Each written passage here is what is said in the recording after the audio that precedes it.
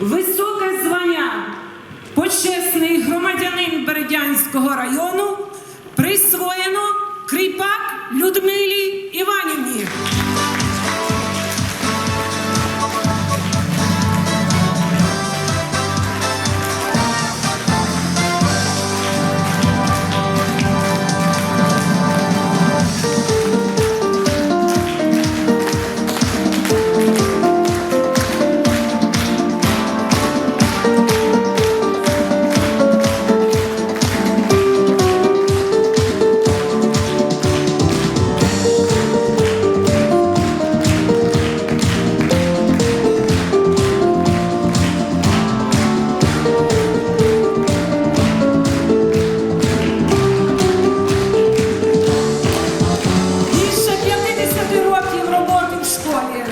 Більше 30 років на керівних посадах.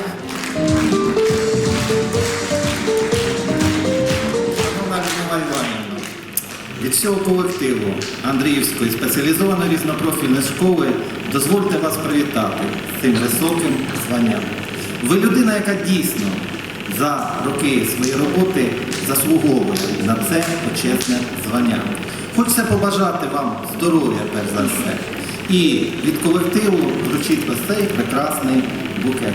Вітаємо вас!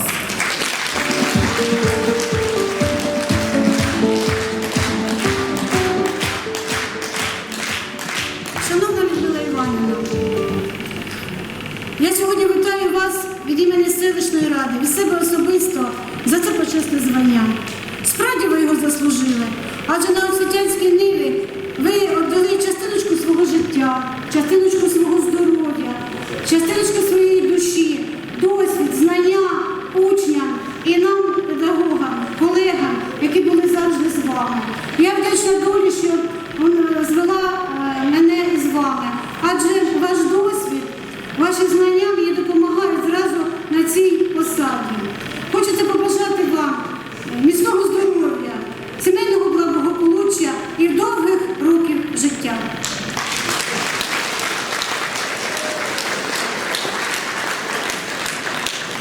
Шановна Людмила Іванівна, я хочу привітати вас від усіх директорів Бердянського району, побажати вам здоров'я, наснаги, подякувати за той досвід, який ви надавали задоволення. Хай вам щастить, хай вас радіє, радійте онукам, своїй родині і живіть щасливо на цій землі.